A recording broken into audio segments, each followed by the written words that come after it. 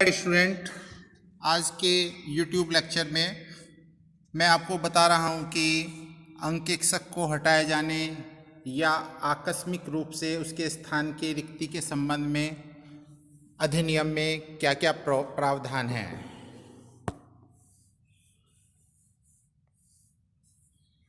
First, धारा 139 के अधीन नियुक्त अंकेक्षक को उसकी समयावधि से पहले कंपनी द्वारा विशेष प्रस्ताव के अधीन केंद्र सरकार के पूर्व अनुमोदन से हटाया जा सकता है। इस धारा के अधीन कोई भी निर्णय से पहले अंकेक्षक को सुनवाई का समुचित अवसर दिया जाएगा।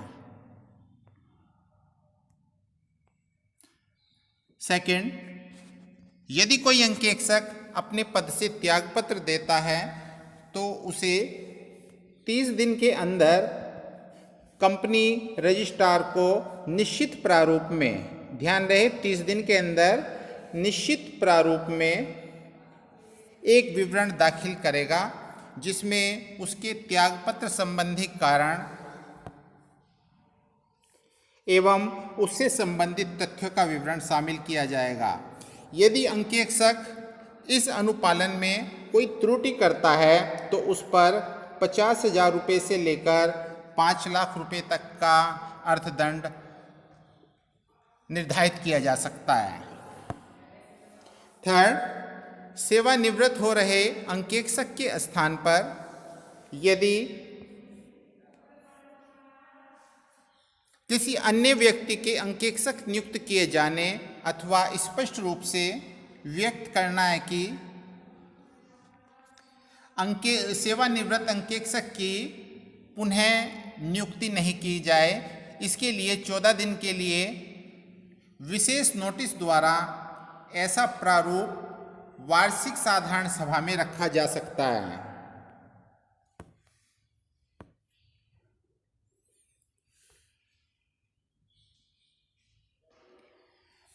यदि ऐसे अंकेक्षक ने अपनी नियुक्ति के लगातार 5 वर्ष व्यक्ति अंकेक्षक के रूप में अथवा 10 वर्ष फर्म अंकेक्षक की समयावधि पूर्ण कर ली है, तब ऐसा विशेष नोटिस अपेक्षित नहीं है। ऐसे प्रस्ताव का नोटिस प्राप्त होने पर कंपनी उसकी एक प्रति तुरंत सेवानिवृत्त होने वाले अंकेक्षक को भेजेगी। यदि ऐसा अंकेक्षक चाहे तो अपना लिखित उत्तर भेजकर सदस्यों को सूचित करने का अनुरोध कर सकता है।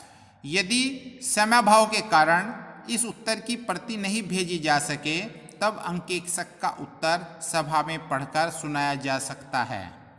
यदि उत्तर की प्रति सदस्यों को नहीं भेजी गई है, अंकेक्षक एक प्रति रजिस्ट्रार को फाइल की जा सकती है according section 140 subsection 4 number. Tribunal स्वयं प्रेरित होकर अथवा किसी संबंधित व्यक्ति अथवा केंद्र सरकार के आवेदन पर संतुष्ट है कि कंपनी के अंकेक्षक ने प्रत्यक्ष अथवा अप्रत्यक्ष कपट में कार्य किया है अथवा किसी संचालक अथवा अधिकारी के साथ उसकी मिलीभगत है अथवा ऐसा कपट करने को उकसाया है। ट्रिब्यूनल अपने आदेश के अधीन कंपनी को ऐसे अंकेक्षक को बदलने का निर्देश दे सकता है।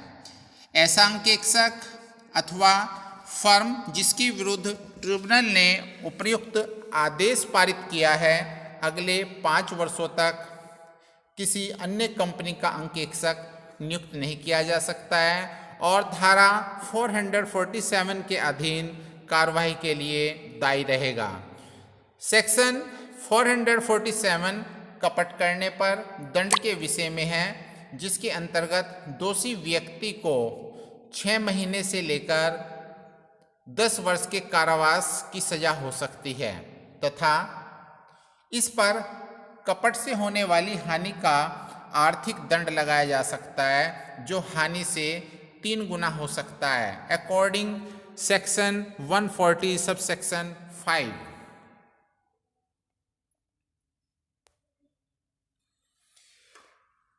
राष्ट्रीय रिपोर्टिंग प्राधिकरण द्वारा अंकेक्षक की नियुक्ति पर रोक। राष्ट्रीय वित्तीय रिपोर्टिंग प्राधिकरण को यह अधिकार है कि किसी भी चार्टर्ड अकाउंटेंट के सदस्य या फर्म को कंपनी का अंकेक्षक नियुक्त किए जाने से कम 6 महीने व अधिकतम 10 वर्ष के लिए वर्जित कर सकता है।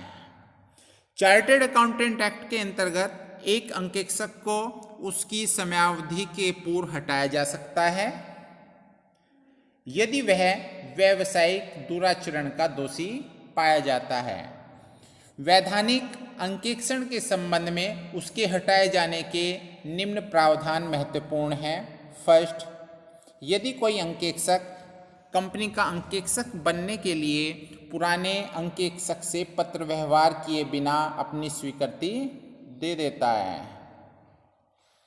सेकंड, यदि कोई अंकेक्षक इंस्टीट्यूट की अनुमति लिए बिना लेखाकर्म के व्यवसाय के अतिरिक्त किसी अन्य कार्य में संलग्न हो जाता है। थर्ड, यदि कोई चार्टर्ड अकाउंटेंट अपने व्यावसायिक कार्यों के पूर्ण करने में अत्यधिक लापरवाही दिखाता है। फोर्थ, यदि वित्तीय विवरण में होने वाली गलत बयानी के लिए कोई चार्टर्ड अकाउंटेंट जानते हुए भी अपनी रिपोर्ट में लिखने में असफल होता है। फिफ्थ, यदि कोई चार्टर्ड अकाउंटेंट किसी व्यवसाय अथवा उपक्रम के वित्तीय विवरणों पर अपनी राय प्रकट करता है जिससे वह उसकी फर्म अथवा उसकी फर्म के सदस्यों का पर्याप्त हित रखते हैं, जब तक कि अपनी रिपोर्ट में वह उस हित को प्रकट नहीं करता।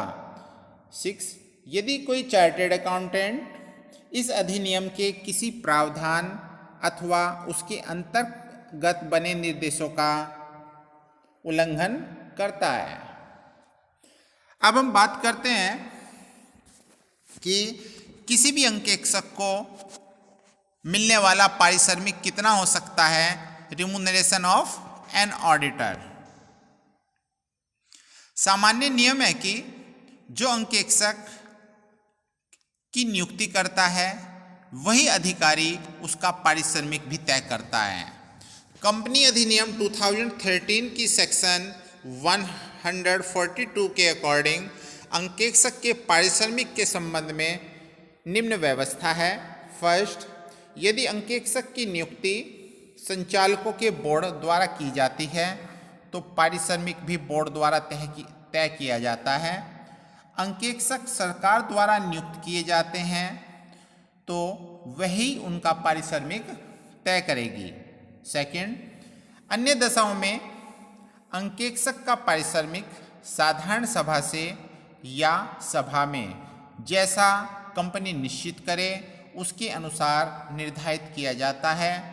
यदि कंपनी ने अंकेक्षक के खर्चों के लिए कुछ भुगतान किया हो तो यह रकम भी पारिश्रमिक में शामिल कर ली जाएगी, परंतु कंपनी के अनुरोध पर किसी प्रदत्त सेवा के बदले चुकता राशि पारिश्रमिक में शामिल नहीं की जाएगी। ध्यान रहे डियर स्टूडेंट कि अंकेक्षक का पारिश्रमिक मुख्यतः उसके द्वारा उसको अपॉइंट करने वाली अथॉरिटी पर निर्भर करता है। Thank you.